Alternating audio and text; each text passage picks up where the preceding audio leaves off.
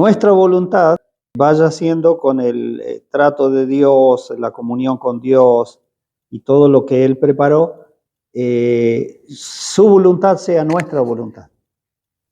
Eso sucedió en la vida del Señor. No hay registros en la palabra, digamos, de que el Señor haya querido hacer firmemente su propia voluntad, salvo en Getsemaní, cuando Él dijo, si es posible, pase de mí esta copa, pero no se haga mi voluntad, sino la tuya. Claro, la expectativa de la cruz, nosotros la conocemos así de oídas, de alguna película, de alguna imagen, pero la realidad de la cruz fue algo muy espantoso, como lo relata el profeta Isaías en el capítulo 53, donde menciona los sufrimientos del Señor, específicamente en el tiempo de la cruz. Entonces, no tenemos una dimensión exacta de lo que el Señor tenía que pasar. La Escritura dice, por ejemplo, en el libro de Hebreos, que Él gustó la muerte por nosotros. Gustar la muerte es probarla. O sea, entregarse como lo hizo Él voluntariamente a padecer la muerte. Nosotros todos tenemos un instinto de conservación, de querer vivir. Sí, y queremos escapar de la muerte de alguna manera. Sí, o sea, la muerte en todos los tiempos ha aterrado al ser humano. Y de eso no han escapado, nadie ha escapado, ni filósofos, ni poderosos, ni reyes, ni absolutamente nadie. El Señor, Él mismo dijo, yo mismo pongo mi vida, dice, nadie me la quita. O sea, en definitiva nadie podía matar al Señor. No, Él no podía morir, Él se entregó a la muerte. Entonces la muerte, digamos así, pudo afectarlo, porque si no, no hubiese podido afectarle la muerte. Bien, entonces ahora Dios ha preparado para nosotros también los aspectos para que nosotros vivamos su voluntad. No es que no podemos vivir la voluntad de Dios. El tema es que tenemos que encontrarle el cauce a esto para que recuerden que la voluntad de Dios se aplica, como dice el libro de Romanos, su buena voluntad, agradable y perfecta. Porque en la voluntad de Dios, cada uno de nosotros va a ir encontrando también su plenitud. O sea, nuestra propia satisfacción. Porque ¿qué sería plenitud de tener muchas cosas o disponer de algo y tener cierta capacidad o poder si nosotros no tenemos esa satisfacción que nos llena de paz, de gozo, de alegría, de estar satisfechos y como se dice naturalmente, como realizados? Dentro de la voluntad de Dios también hay una plenitud de satisfacción, de gozo. El mismo apóstol Pablo dice, con tal de que acabe mi carrera con gozo. Miren qué expresión. O sea, no me importa pasar esto, lo otro, aquello, con tal que acabe mi carrera con gozo. ¿De qué estaba hablando? De la plenitud que él debía sentir en su interior por estar en la voluntad de Dios, aunque estaba preso. Se dice que el tiempo donde más fue usado Pablo fue en sus prisiones. Yo les recomendé un libro que se llama El misterio de su voluntad. Si alguien desea descargarlo, está en la página Aguas Vivas, todo junto en minúsculo, .cl. Ahí van a encontrar la sección de libros y el libro se llama El misterio de su voluntad, así se llama. Es un libro muy interesante, habla específicamente en cuanto a la voluntad de Dios sobre el libro de Efesios. Entonces, nosotros tenemos que continuar en esta senda de Dios para que vayamos viviendo su voluntad. Hay una voluntad general de Dios que es para el cuerpo, que es la iglesia, y después está la voluntad individual, la voluntad de cada uno que es tratada por Dios. Dios como Padre, nuestro Señor Jesucristo como Señor, como cabeza, a través del Espíritu que está en nosotros va a tratar nuestra voluntad. Para que nosotros también conozcamos y probemos. El libro de Romanos 12, en el versículo 2, dice, para que comprobéis. Esa palabra comprobar es probar. O sea, como que si yo tuviese varios platos frente mío. Bueno, ahora tengo un tecito. Está lindo el té, gracias. Varios platos, entonces yo tengo que probar. Esa es la comparación que podemos tomar de que nosotros debemos aprender a discernir cuál es la voluntad de Dios para nosotros. Esa voluntad que corresponde a nuestra persona. Siempre dependiendo de la voluntad mayor de Dios, que es el cuerpo, que es la iglesia. Y los propósitos de Dios que tiene para la iglesia o con la iglesia. ¿Sí? Por eso es que ahora, en la etapa de la juventud, es donde empieza un proceso nuevo, una etapa nueva de relación con el Señor y nuevos tratos de Dios. Hay cosas que nosotros no le podemos aplicar a los niños, ¿sí? Hay cosas que sí se deben aplicar en este tiempo. Y después hay cosas que no le podemos aplicar a los jóvenes, sino solamente a los hermanos maduros. Entonces, cuando tengamos madurez, Dios va a aplicar su voluntad en nosotros, ¿sí? Y nosotros vamos a decir como Pablo, todo lo puedo en Cristo que me fortalece, y vamos a poder llegar a decir, con tal que acabe mi carrera con gozo. Pero ¿a quién le podemos aplicar esta voluntad? Digo, en el sentido, le podemos, no es Dios el que nos aplica su voluntad, a aquel que está maduro. Por ejemplo, el apóstol Pedro era un hombre maduro. Entonces Pablo dice en el libro de Gálatas, y lo que estaba haciendo Pedro era de condenar, así dice. Entonces cuando se juntó con Pedro, lo encaró de frente directamente a Pedro para decirle lo mal que estaba haciendo en no querer comer con los gentiles y sí solamente comía con los judíos. ¿Por qué? Porque Pedro era un hombre maduro. Vamos a dejar de lado que era apóstol, no importa. La madurez es que esa persona, dentro de la voluntad de Dios, llegó precisamente a ese nivel de madurez en su área, en su ambiente. ¿Me van siguiendo? Sí. ¿Sí? Ya empecé a hablar demasiado rápido. Sí. ¿Por qué? Porque el área el tiempo de la juventud va a ser un tiempo de prueba, mayor que el que teníamos antes como niños. ¿Sí? Mayor. Vamos a ser puestos en estrechos, en muchas situaciones, tanto íntimas, exteriores, de relaciones, en todos los ámbitos vamos a ser puestos en estrecho en cuanto a mi voluntad o a la voluntad de Dios. A nuestra voluntad o a la voluntad de Dios. Entonces, yo entiendo que acá también, así como ha sido la otra etapa de la niñez, donde vamos aprendiendo a vivir, acá también. Y gracias a Dios por lo que Él preparó, porque Dios preparó absolutamente todo. Recuerden que eso estamos mencionándolo también, que no necesitamos, y uno de los errores ha sido tal vez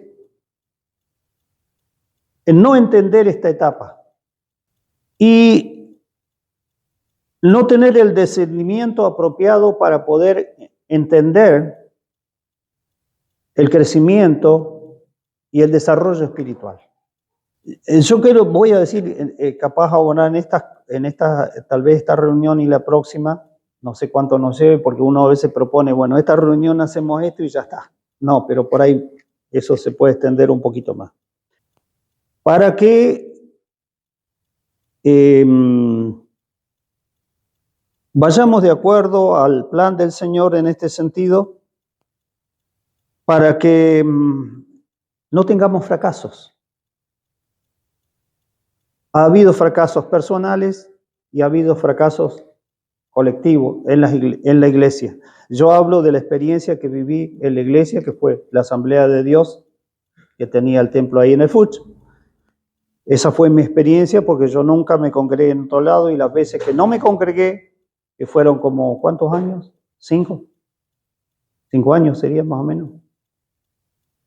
Como 5 años tuvimos sin congregarnos, pero no fuimos a ningún lado. Fuimos una vez, creo, a una congregación por allá en la calle Viamonte y después fuimos a otra allá del barrio Pueyrredón, por ahí. Pero en ocasiones así, hasta que volvimos a donde teníamos que volver para ser encaminados por el Señor ahí. Y bueno, en realidad también fue una etapa permitida por el Señor el volver ahí, porque ahí Dios empezó un proceso conmigo. Ese proceso fue muy personal, pero gracias al Señor porque me dio eso de observar un poco las cosas y considerarlas. Y a veces empezar a preguntarle al Señor, ¿por qué esto? ¿Por qué lo otro? Y también un tiempo le pregunté al Señor, ¿por qué los fracasos? ¿Por qué se fracasó en esto? ¿Por qué se fracasó en lo otro? ¿Por qué todo fue un fracaso? Y en vez de al menos lograr cierta estabilidad, parece pasar un proceso de fracaso y entrar en otro. Entonces, al ver el diseño de Dios por medio de la palabra, uno va entendiendo, Señor, equivocamos el camino. Porque así como en la niñez Cristo fue todo para nosotros, en nuestra juventud también. Pero muchas veces pasó que por ciertas capacidades naturales, incentivación de los pastores, vamos a decirlo también, esa motivación de los pastores, a veces ese querer mandar ya aquí, ya que la obra se expanda, que se haga esto, que se haga lo otro, las personas, por ese entusiasmo que a veces surge, vinieron los fracasos, porque las personas no se habían nutrido de la fuente que Dios preparó para que en esta etapa tengamos, digamos así, fruto y tengamos mayor expresión de vida, porque los compromisos van a ser mayores.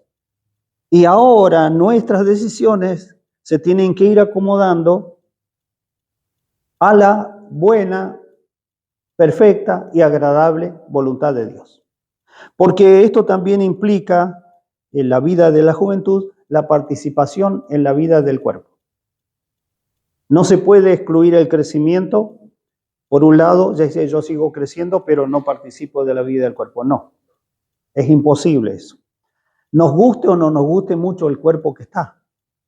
Ahora, ese proceso de la niñez lo tuvieron que pasar la mayoría de las iglesias o todas las iglesias.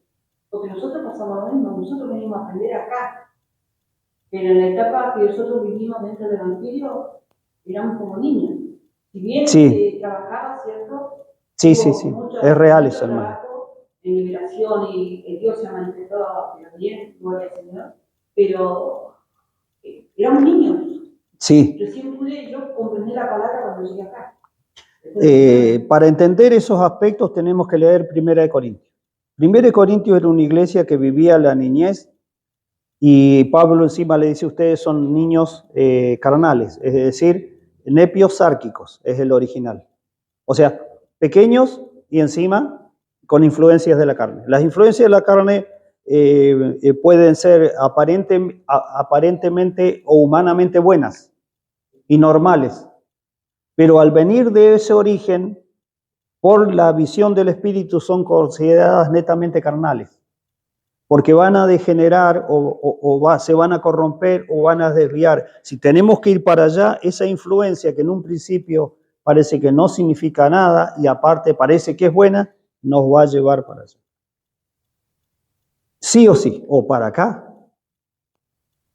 O sea, ¿qué tan malo es desviarse? No importa para qué lado nos desviemos, es malo desviarse del propósito de Dios, de lo que Dios ha trazado. ¿Por qué? Porque desde el antiguo pacto se venía diciendo, y yo haré sendas derechas para sus pies, dijo el Señor. ¿Quién va a hacer las sendas derechas? El Señor. ¿Quién tiene que transitar el camino derecho que el Señor preparó? Nosotros. Pero cuando nos equivocamos, no importa para dónde nos vayamos, hemos errado el blanco. Y el fruto de eso después se percibe, o sea, se percibe en todos los aspectos. En todos los aspectos se percibe. Por ejemplo, venían ciertos predicadores a veces, ¿no? A vaciarle el bolsillo a las personas. Ese era su fin. Y después había otros que también traían el mismo fin, pero trabajaban de una manera diferente. No endulzaban a la gente porque vas a recibir bendición. Si vos das tanto, el Señor te va a multiplicar y te va a dar tanto. Estos empezaban a trabajar sobre la culpa. A mí me llamó la atención eso, como estos predicadores trabajaban sobre la culpa. Y sí, porque si hay una iglesia que es pequeña y encima ya está influenciada por los moveres de la carne, hay condenación por todos lados. Entonces, cuando se habla de la condenación, la conciencia de la persona trabaja. Y cuando el predicador invita, qué sé yo, el 50, el 80% de la gente que está presente está adelante.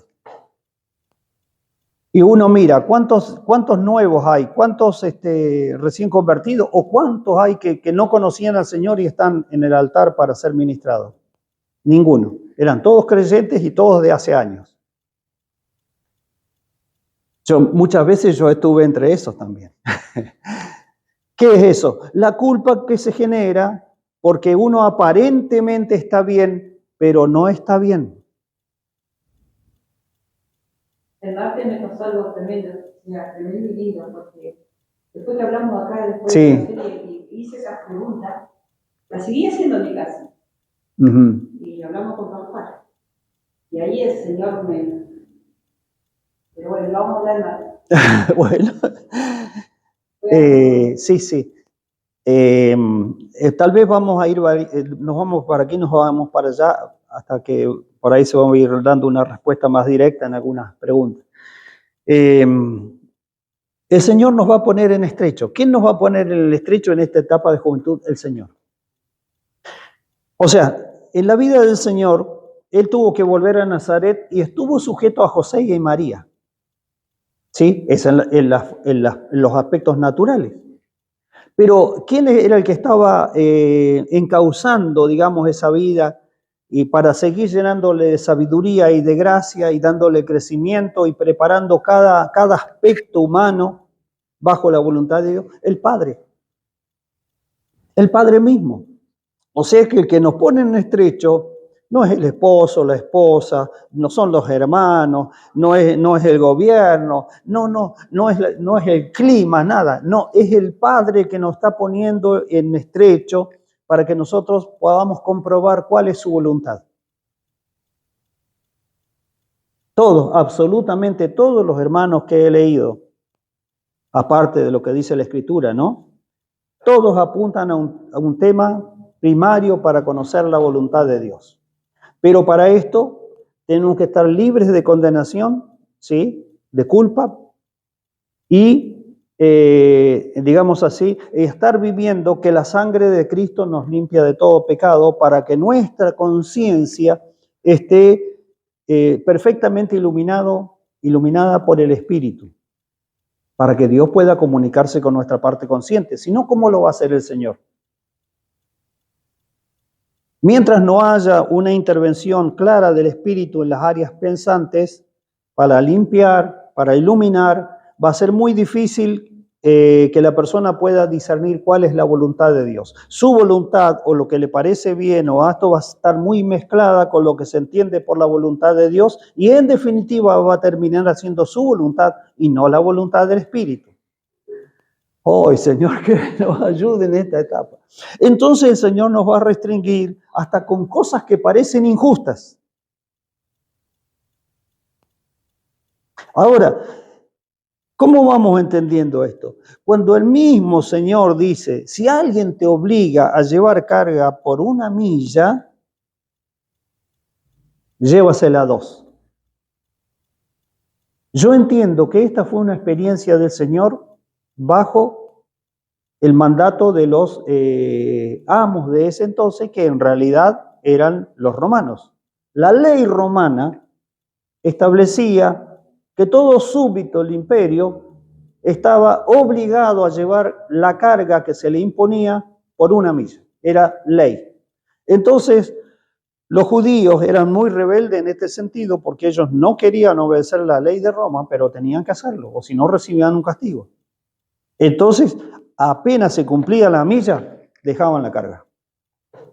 Ahora el Señor no era cualquier judío. No. El Señor estaba siendo preparado como un hombre conforme al corazón de Dios. Yo quiero que el hombre sea así. Este es mi deseo, dijo el Señor. El primer hombre fracasó, claramente lo dice la Escritura. Entonces, dice, aquel primer hombre era terrenal, pero el segundo Adán, el segundo hombre es celestial. Entonces, el Señor, ¿qué hizo? Llevó 2 millas.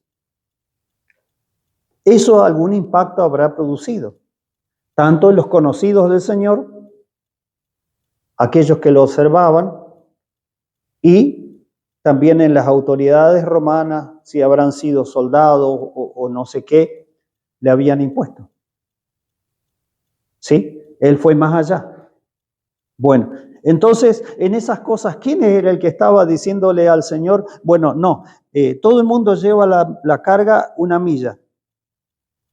Hijo, llévala 2. Y entonces yo me imagino esa respuesta que brotó desde el interior del Señor, sí, Padre. Y no la llevó como la llevaban los otros. O sea, ¿por qué? Porque hay una obediencia exterior que el humano tiene, ya sea porque viene el castigo o porque hay una recompensa. Pero otra cosa es llevar por la obediencia al Señor, por el Espíritu.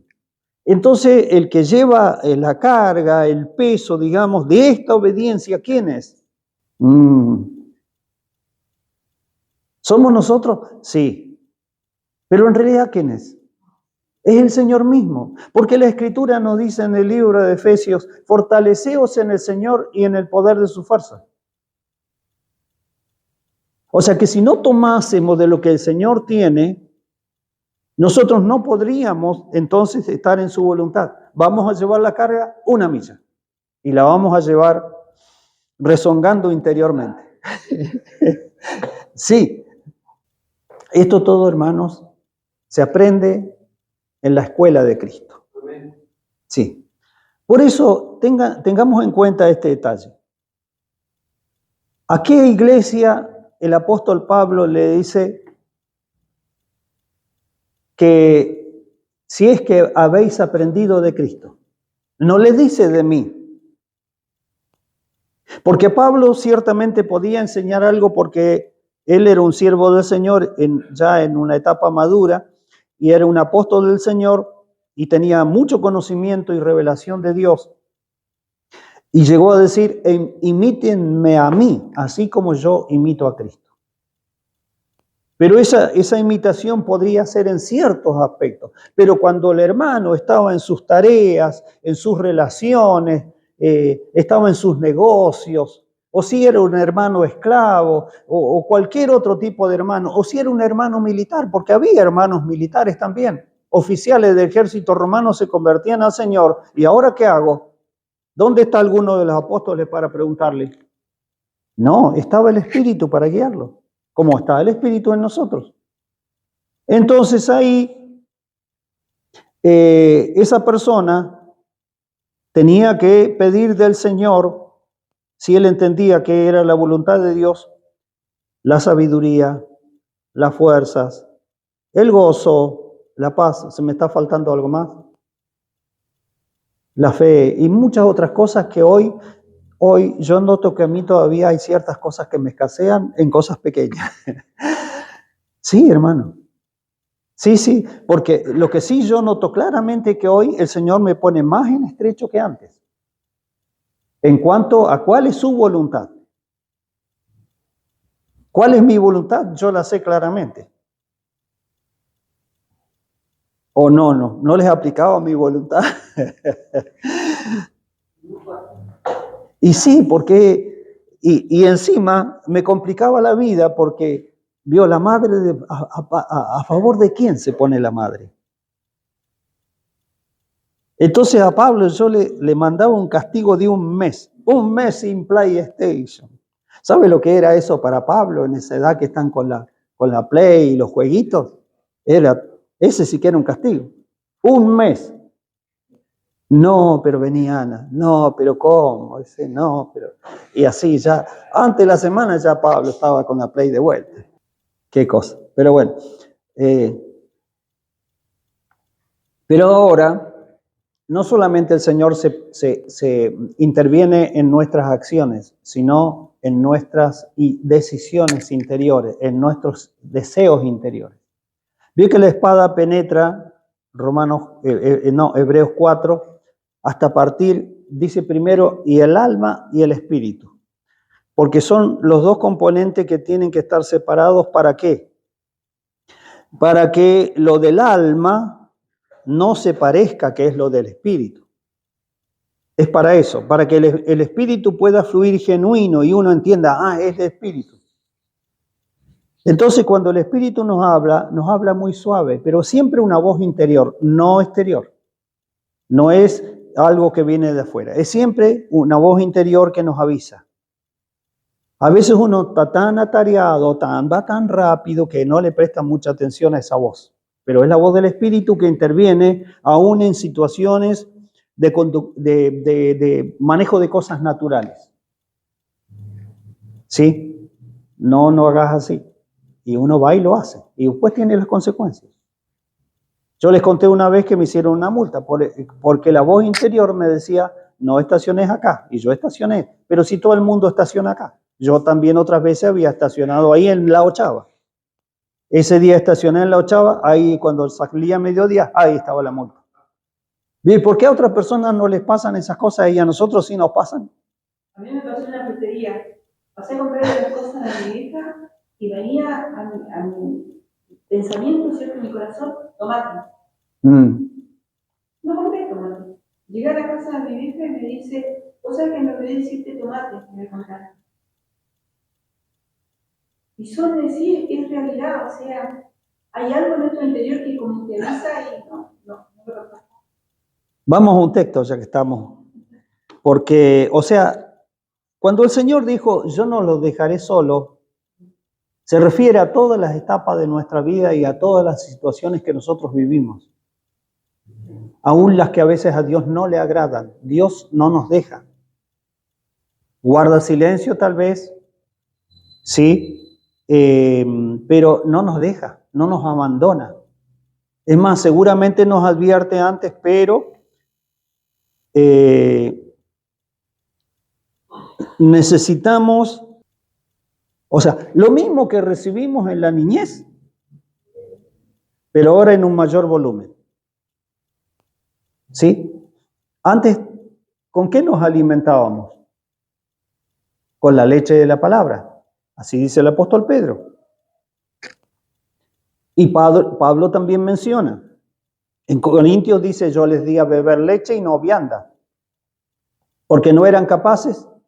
¿Y qué más les agregó? Y no son capaces todavía. Mire, que le digan a una iglesia que tenía dones, tenía ministerios, tenía de todo. Aparentemente era una iglesia muy numerosa porque tenía, parece, muchos convertidos que Dios los había sacado de vidas muy, muy extraviadas. Entonces, y tenían dones, tenían, menciona ahí Pablo, don de lenguas, profecías, tenían ciencia, tenían de todo. Dice, ustedes no escasean en ningún don. Entonces le dice, pero no les pude dar una vianda, no son capaces. O sea, todavía no pueden masticar, todavía no pueden digerir eso que es. Entonces, antes tomábamos leche, ¿y qué se empieza con qué se alimenta un joven?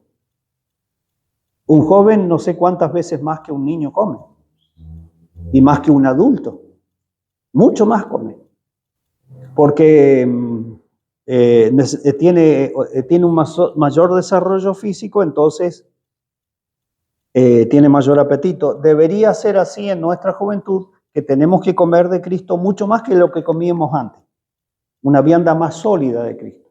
Y dentro de eso está el aprender a vivir en la voluntad de Dios. Entonces el libro de Romanos, capítulo 8, dice, este sí lo vamos a mirar, porque está relacionado con los versículos que siguen. Romanos 8 es un capítulo muy especial,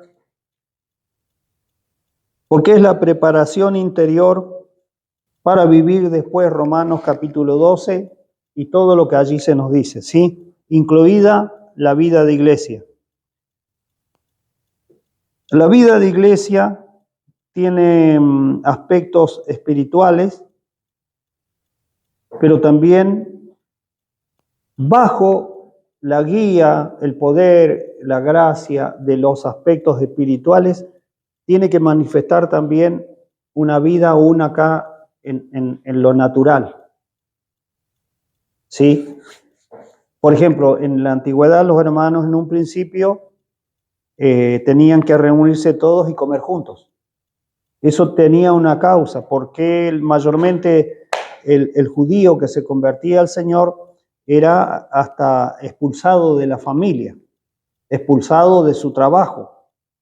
Entonces, ese hermano a veces se quedaba sin sustento o sin hogar.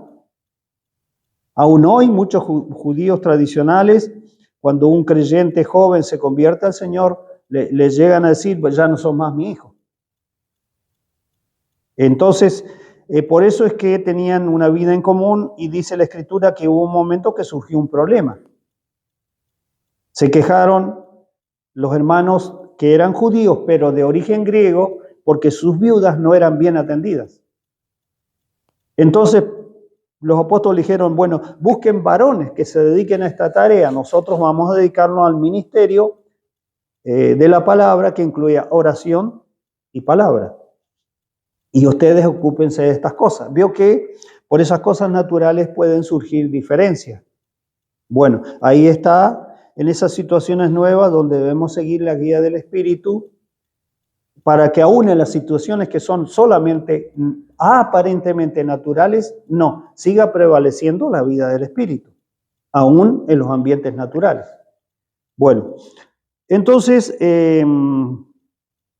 debemos estar atentos a esto y vayamos.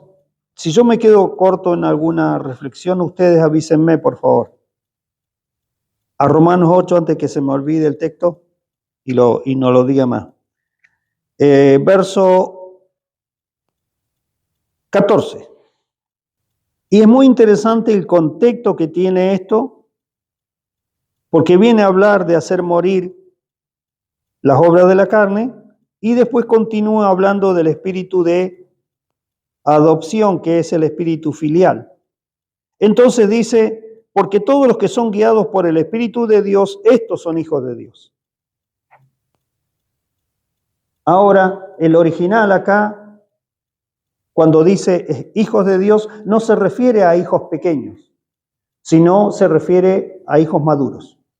¿Qué significa esto? Que Dios nos ha dado también el Espíritu para que crezcamos, ya que hemos nacido de nuevo. Esto tiene que estar ya como entendido, conocido, creído y experimentado, el nacer de nuevo. Estamos hablando con personas que han nacido de nuevo, porque si no, como nos enseñó una vez una maestra de escuela dominical, no podemos alimentar a un muerto. ¡Oh, qué enseñanza! Así nos dijo. Procuremos que los niños se conviertan al Señor, reciban a Cristo,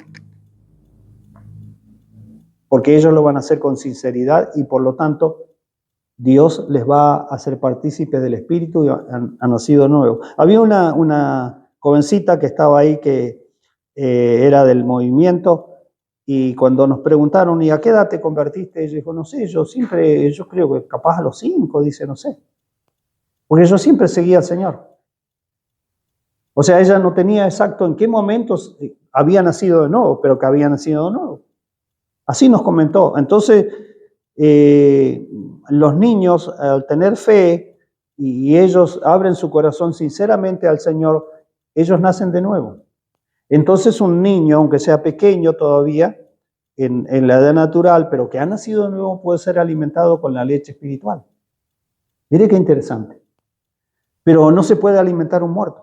O sea, uno que no ha nacido. ¿Por qué? Porque el que no ha nacido tiene la mente natural y simplemente su visión es muy limitada. No va a poder entender las cosas espirituales. El apóstol Pablo dice, para el hombre natural, las cosas del espíritu son locura. Bien, entonces, el Espíritu vino, está acompañándonos ¿desde cuándo? Desde que nacimos de nuevo. Amén. Bien, Gabriel. Sí, claro que siempre está con nosotros el Espíritu, nada más que no lo habíamos percibido así. Después con el tiempo llegamos a entender que hay un Espíritu y que ese Espíritu está viviendo en nosotros. Bien, cuando somos niños y estamos creciendo de la manera normal, digamos, como hijos de Dios creciendo, desarrollándonos, siempre la característica de esto, ténganlo en cuenta cuando hablen con hermanos nuevos, siempre el Espíritu nos va a guiar a Cristo. Si no nos guía a Cristo, no es el Espíritu. Así, directamente. No es la voz del Espíritu, no es la guía del Espíritu, no es el consejo, no es el principio del Espíritu, no. Es una idea rara, eso es algo que no viene de parte de Dios. Siempre el Espíritu nos guía a Cristo. Conforme a San Juan capítulo 16, creo que Él tomará de lo mío y os lo hará saber. O sea, el Espíritu siempre va a tomar de Cristo. Porque hay ideas medias raras en cuanto al Espíritu y está bien. Uno dice, bueno, pero en definitiva, ¿cómo se concluye a veces alguno? No, pero Dios hace como Él quiere. ¿Han escuchado esa expresión? Sí. Ahora, preguntémonos, ¿Dios hace como Él quiere? Y podríamos en primer momento decir que sí. Pero los otros que conocemos al Señor y conocemos la palabra, ¿qué tenemos que decir? No, Dios hace conforme a su voluntad revelada en la palabra. Al menos en un primer momento. Y después podemos entrar más específicamente. ¿Y cuál es la voluntad de Dios entonces? Y ahí podemos ir a San Juan capítulo 6, donde el Señor me dijo, la voluntad de Dios es que crean en aquel que Él ha enviado. ¿Veo cómo nos encauzamos a veces muy sencillamente en estas cosas para que no concluyamos y decir, bueno, pero Dios hace como Él quiere? O el Espíritu hace como Él quiere, no sé. No. Tenemos que tener seguridad, convicción. Y nunca, jamás el Espíritu, si no se despegó de lo de Cristo en la etapa de la niñez y hemos llegado y poner un pie en la etapa de la juventud, ahora plenamente se va a manifestar entonces como el ayudador, el consolador. ¿Sí? Porque en definitiva el Espíritu es el mismo Cristo en nuestro interior. Hay momentos en que uno no sabe si es el Espíritu o es Cristo o es Dios. Porque el Espíritu en nosotros es Cristo mismo. La palabra dice en 2 Corintios capítulo 3, al final dice, el Señor Espíritu. Y está hablando por momentos Pablo del Espíritu y después concluye hablando de Cristo. ¿Qué significa eso? Que donde está el Espíritu está Cristo. Por eso esto no se puede separar, no podemos separar a Cristo en ninguno de sus aspectos con lo que el Espíritu está haciendo en nosotros o va a hacer en nosotros. Por eso que no, si hay desconexión del Espíritu con Cristo, eso no es del Espíritu, ni es de Cristo, ni es de Dios.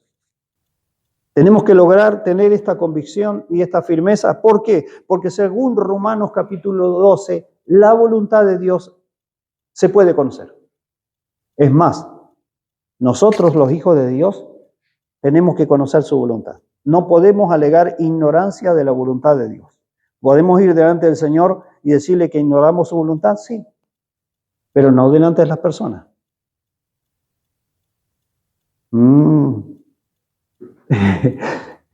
En todas estas cosas el Señor nos va a poner en estrecho. Para que tengamos una palabra clara. Para que los tiempos los tiempos de confusión, ¿sabe qué significan? Que las tinieblas se han introducido de alguna manera. Entonces hay confusión. La iglesia no tiene que estar en confusión porque nosotros estamos en luz. Entonces esto nos lleva a, Señor, dame más sabiduría, Señor. Entonces, esto significa que el Espíritu ahora está muy atento, está tocando ya todo nuestro ser, porque ya tocó la parte principal de nuestro ser, que es nuestro entendimiento. Entonces, apenas toque nuestro ser, inmediatamente viene el tocar nuestras emociones. Las emociones son tratadas por el Señor y, por supuesto, ahora, cuando ya empezamos la etapa de la juventud, el Señor trata con nuestra voluntad. Ahora, ¿dónde está el suministro para el niño y dónde está el suministro para el joven y el maduro? En el niño es Cristo presentado en los evangelios, en la epístola de primera y segunda de Tesalonicenses, también algo en Romanos y en algunas otras partes de las epístolas, el apóstol Pedro. ¿Por qué decimos Pedro? Porque Pedro encara especialmente una parte difícil dentro de los temas cristianos, que es el sufrimiento. Entonces Pedro le escribe a los hermanos que estaban frente a esa situación como diciendo, hermanos, no vuelvan atrás. ¿Qué quiere decir esto? Que los hermanos estaban empezando a afrontar sufrimientos por causa de Cristo y algunos ya se estaban reteniendo en cuanto a la fe. Porque tenían persecución de los judíos y también a veces persecución de las autoridades romanas. Y por supuesto de aquellos que se volvían en contra del Señor, porque la iglesia que predicaba que hay un solo Señor, y ese Señor es Cristo. Entonces los idólatras, los judíos y todos se les ponían en contra. Vio en Hechos cuando habla de ese gran escándalo que hubo en una ciudad donde toda la ciudad se alborotó porque tenían un ídolo que era la diosa Diana. Y había negocios y había muchas cosas ahí. Bueno, entonces llegó Pablo con el evangelio y ¿qué le iba a tirar el negocio abajo? Entonces, ¿dónde se viven estas situaciones? En la juventud, o se empiezan a vivir. Realmente la niñez debería ser una etapa muy preciosa donde se va creciendo y de pronto ya rápidamente se está en el tiempo de la juventud. Y ahí es donde vienen complicaciones mayores. No sé si alguien en este momento dice, Señor, por favor, no me hagas crecer más. Yo quiero permanecer como niño hasta que me lleves. Es que eso es imposible. Estaríamos ya fuera de la voluntad de Dios, porque la voluntad de Dios es llevar a muchos hijos a la gloria. Y ahí habla de la palabra original que es huios. Huios es un hijo maduro. A la edad de 12 o 13 años, el niño judío, ahora llamado ya joven, era presentado como un hijo. Ese era un huios. Por eso la palabra, recuerden, adopción que usamos nosotros no nos sirve para esta interpretación, sino que la palabra sería filiación, es decir, ser declarado como hijo. Significa eso. Presentado como en sociedad, este es mi hijo. Pero no era el hijo antes, sí, siempre fue el hijo. Pero ya llegado a esa edad, ese joven ya tenía que asumir responsabilidades. Ya tenía que salir al campo a observar la hacienda, los cultivos. Ya tenía que dedicarse a una labor con mayor responsabilidad. ¿Quién nos va a encauzar en todas estas cosillas? El Espíritu que Dios ha puesto en nuestro interior. ¿Por qué? Porque es el Espíritu que vino para guiarnos, pero también es el Espíritu. ¿Dónde estábamos? En Romanos 8. Romanos 8:15. Pues no habéis recibido el espíritu de esclavitud para estar otra vez en temor, sino que habéis recibido el espíritu filial por el cual clamamos Abba, Padre. El apóstol Pablo en las epístolas a los tesalonicenses toma dos comparaciones. Una es porque nosotros los cuidamos como una nodriza que cuida a sus propios hijos. ¿De quién se estaba acordando el apóstol Pablo? Claro, yo les hablo con cierta ventaja porque por los años. De la mamá de Moisés. Cuando la hija del faraón sacó a Moisés del agua, estaba la hermana de Moisés mirando. Entonces, después, ¿a quién buscaron como nodriza para ese niño? A la mamá de Moisés. ¡Qué casualidad!, ¿no? Ninguna casualidad. El Señor permitió esas cosas.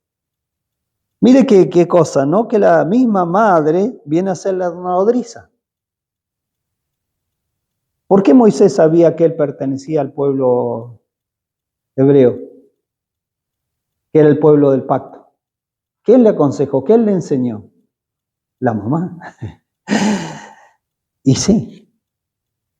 Entonces Pablo toma esto allí las epístolas de Tesalonicenses y le dice, recuerden que nosotros los cuidamos como una nodriza que cuida a sus propios hijos. Porque antes las personas, los hacendados, las personas importantes, así, generalmente no cuidaban ellos directamente a sus hijos. Las madres tenían niñeras, como se les llama hoy, que no eran exactamente niñeras, sino criadas, realmente criadas de confianza. Estaba una categoría de criado que era los criados nacidos en casa. Eso era que se había formado un matrimonio entre esclavos. Y cuando tuvieron un hijo, ese hijo nació ya en esa casa. Entonces muchas veces el padre de esa casa, según el corazón del hombre, él prácticamente lo tenía mucho en cuenta porque había nacido en su casa. Esas eran las costumbres de la antigüedad. Entonces a veces lo criaba hasta casi como un hijo. Por eso es que cuando no había hijos en un matrimonio, el que heredaba lo de ese hombre cuando fallecía era el mayordomo, el esclavo nacido en casa de más confianza. Abraham tenía uno de esos esclavos. Dice, ¿qué? ¿Me va a heredar este mayordomo mío? Que era de la ciudad de Damasco. O sea, no era israelita. Entonces, mire todas esas cosillas que van sucediendo. Entonces, allí Pablo después les menciona, y también como un padre amonesta a sus hijos, así también nosotros los amonestábamos. Dando a entender que hay etapas como una madre cuidando, acompañando, enseñando, ayudando en las dificultades, en los problemas, pero también hay una etapa donde ya tiene que venir un encauzamiento, una disciplina, un consejo más consistente, porque ya hay cierta conciencia en el niño. ¿Sí? Entonces, eso está también contemplado en la Escritura. Entonces nosotros, si el Señor también nos está dando crecimiento, también nos va a estar concediendo ser hermanos mayores, ser madres en el Espíritu y ser padres en el Espíritu. Que son gracias concedidas por Dios para que en su casa, digamos así, está escrito ahí en los evangelios, los más pequeños tengan el alimento a su tiempo. Así dice la Escritura. que esa es la labor de los siervos. O sea, en este caso los siervos seríamos los hijos que el Señor ha llamado a su servicio. A alguien el Señor ha llamado a su servicio. ¿Cuántos entienden que el Señor los ha llamado a su servicio? De los que estamos acá, ¿no? ¿Sí? ¿Sí? ¿Sí? Bien. La hermana Rosa la descontaban porque ella hace años que viene sirviendo. Ana también sabe, pero a ella le gusta servir. No, a mí me gusta servir en esto, dice. No, esto otro no me gusta. Bueno, eso ya, el Señor tiene que tratar con eso. Yo también he entendido esto. Entonces, para nosotros esa responsabilidad. ¿Somos hijos? Sí, pero por causa del llamado de Dios, por causa de amor al Señor, nosotros nos hacemos siervos. Porque también ese servicio tiene que ser por amor. Simón Pedro, ¿me amas? ¿Cómo lo trató el Señor a Pedro? ¿Me amas? Porque era el escaloncito que tenía que pasar Pedro, nada más. Y Pedro, bueno, no se atrevió a decir, ya era más prudente. Ya estaba maduro Pedro. Vio que no se apresuró a decir, sí, Señor, te amo. Él dijo, sí, Señor, tú sabes, y el original dice que te quiero. No dice ágape. La palabra original de amor, el Señor le preguntaba, Pedro, ágape o agapao sería la expresión, agapao, y Pedro no respondía nada. Entonces cuando el Señor le dijo, Pedro, la palabra para me quieres es filio, que es el amor fraternal. Pedro, ¿me amas fraternalmente? Sí, Señor, tú sabes que te amo, tú sabes que filio. Entonces, a veces yo le he tenido que decir al Señor esto, sí, Señor, yo no sé si te amo mucho, pero te necesito. Te necesito. Y eso delante del Señor es apreciado, porque uno le está abriendo el corazón. Señor, yo no sé si te amo, yo sé que te amo muy poco, pero te necesito. Entonces el Señor, en su misericordia, en su gracia, nos da un suministro mayor, según lo que estemos necesitando.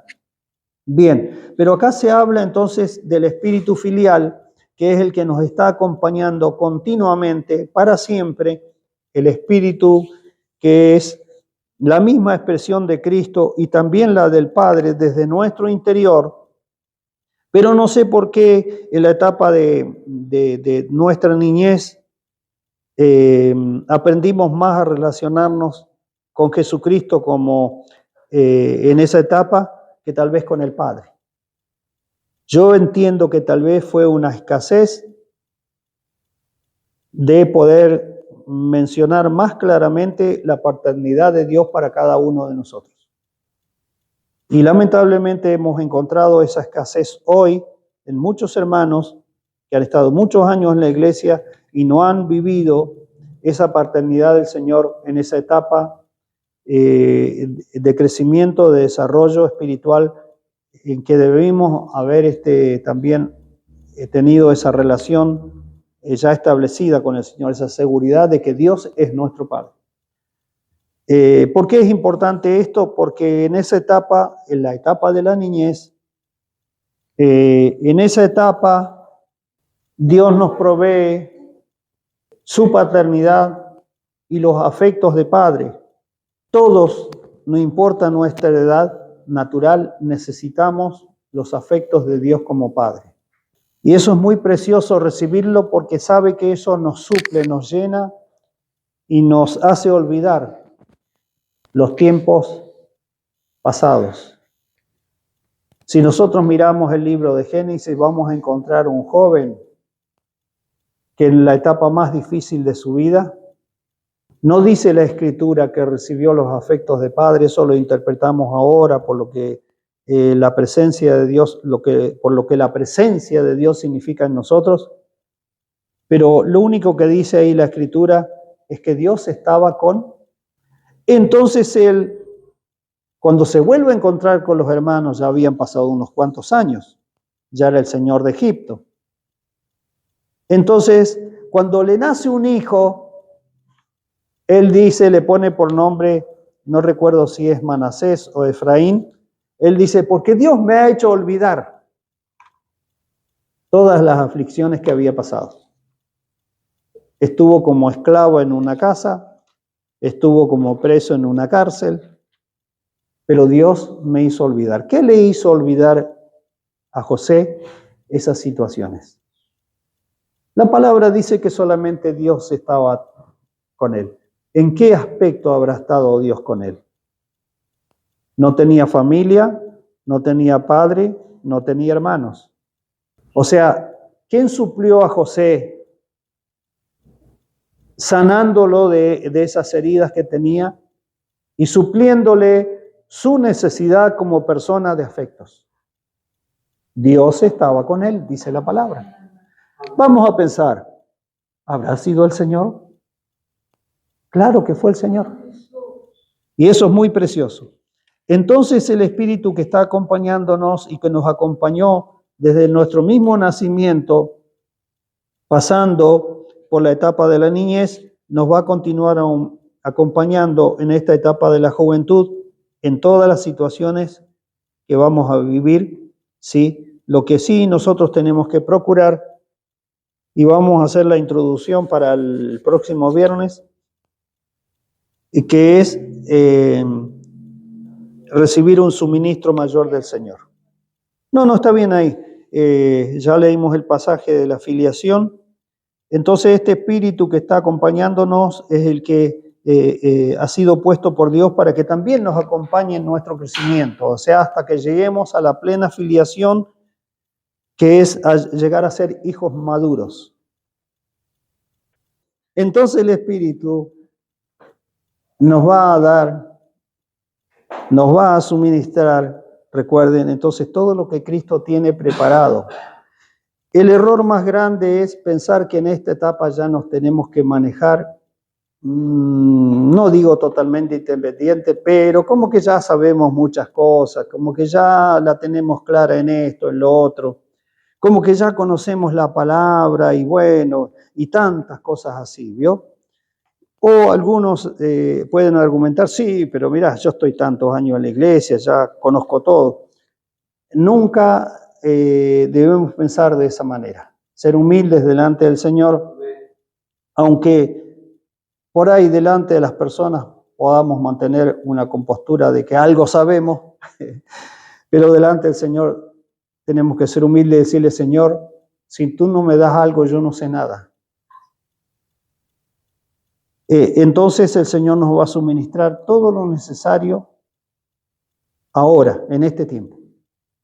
Es más, le tenemos que pedir sí o sí ese suministro, porque ya muchas de las cosas naturales que teníamos ya no nos están sirviendo, ni nos van a servir. Gracias a Dios que el Señor está pronto también para que nosotros aprendamos a desechar esos rudimentos o principios que a veces hemos considerado buenos, dejarlos de lado.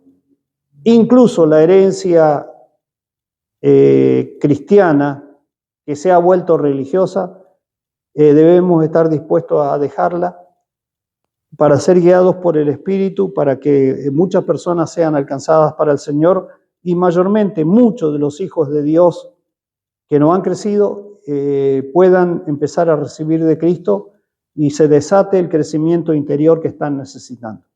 Porque si no, vamos a tener el dolor y la tristeza de ver que muchos hermanos con dolor pasan a la presencia de Cristo porque se han quedado muchas veces en esa etapa de ser niños carnales, o como dice el apóstol Pablo, el original, nepios sárquicos. Un nepio se consideraba un niño que todavía no tenía desarrollado el lenguaje, entonces no se podía expresar.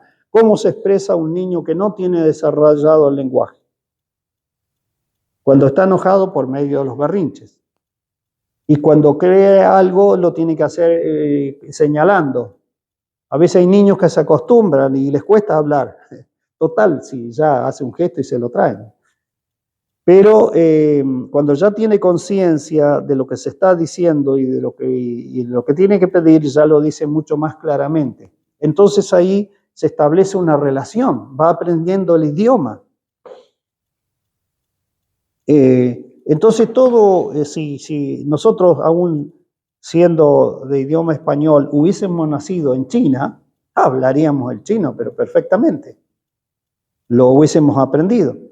Entonces nos relacionaríamos perfectamente, pero el problema es que nosotros tenemos que relacionarnos con Dios. El problema es cuando quedamos así y no nos podemos relacionar correctamente con Dios porque no tenemos la expresión adecuada para hablar con Dios.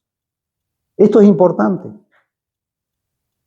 Y a veces hay personas que ya por cierta edad natural, por cierto conocimiento, incluso por años de asistir a las iglesias, no quieren volver a repasar esa etapa o a vivirla. A mí me costó algunos aspectos. Una, me costó decir Padre. Otra, me costaba invocar el nombre del Señor, hasta que lo aprendí.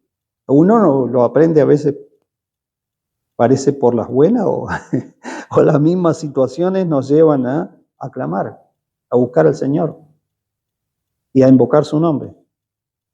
Hasta que un día ese pasaje que está en el libro de Romanos resplandeció delante de mí, en el sentido de que dice que si nosotros creemos con el corazón y confesamos con la boca que Jesús es el Señor, tenemos salvación.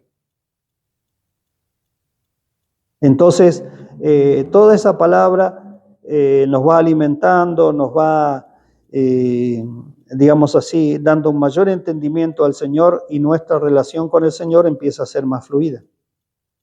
Entonces, tenemos que también ir aprendiendo un lenguaje espiritual, tal como dice 1 Corintios capítulo 2, con palabras que enseña el Espíritu, que son las palabras de nuestro idioma.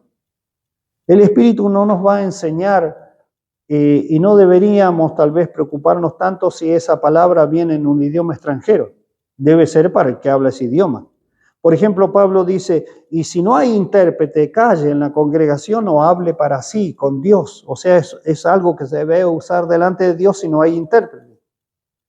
Entonces debemos entender, porque Pablo dice, hablo 5 palabras con ustedes, prefiero hablar que más que 10.000 en una lengua desconocida. ¿Para qué?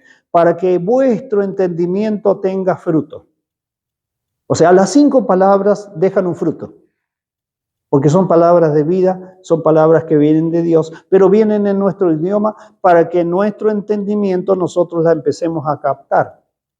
Bien, pero nosotros a su vez debemos expandir nuestro lenguaje espiritual para relacionarnos con Dios y también, como dice el libro de Colosenses, para que estemos llenos de la palabra y podamos, dice, amonestarnos, bendecirnos, ayudarnos, suministrarnos vida unos a otros.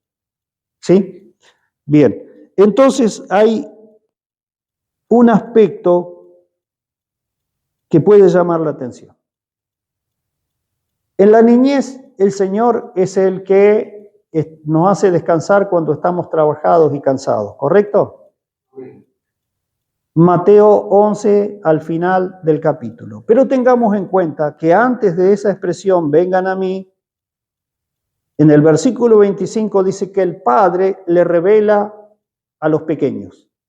Los niños en Cristo pueden recibir revelación del Padre. ¿Qué revelación van a recibir? ¿Quién es Cristo, el Hijo de Dios? Pero en la juventud hay una revelación mayor ahora de Cristo para que nosotros conozcamos a quién, en una mayor profundidad, al Padre.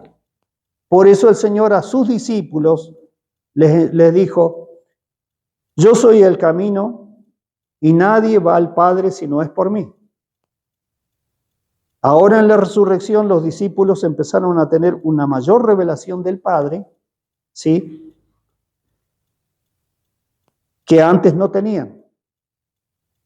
Ahora, hay un aspecto en el libro de Hebreos capítulo 4, y me gustaría que lo examinen, tanto el de Mateo como el de capítulo 4, porque ahora los que están en la etapa de juventud ya no necesitan solamente descansar cuando estén cargados y trabajados, sino que ahora tienen que descansar continuamente. ¿Lo van a examinar? ¿Lo van a meditar? para el próximo viernes? A ver, Hebreos 4. Hebreos 4. Y el otro pasaje es Mateo 11, 25 hasta el final. Bueno, ese es un aspecto para considerar. Y tenía otro, pero se me escapó un poquito. Ahora, ¿cuál era exactamente el? Ahí está. Y por favor, si pueden, tal vez buscar, porque para el niño mayormente el suministro va a venir a través de Jesús como buen pastor. ¿Sí? Porque hasta el niño a veces comparado con plantío y con ovejas, y con las ovejas, ¿sí? Yo soy el buen pastor, está relacionado directamente con las ovejas. Sí. Pero ya en la etapa de la juventud debemos conocer a Cristo como nuestro sumo sacerdote. Porque la administración ahora del Señor, si bien aún Él sigue siendo el buen pastor, Pedro aplica el pastoreo del Señor al alma. Y el libro de Hebreo vendría a ser el suministro en resurrección, que incluye también el pastoreo, digamos, el pastoreo del buen pastor. Porque en realidad el Señor fue un pastor en resurrección en sus 40 días que tuvo con los discípulos y ya estaba en resurrección, ¿sí? Entonces me gustaría que miremos eso el próximo viernes. Una, el tema del descanso y otro, el tema de la administración, tanto como buen pastor y como sumo sacerdote.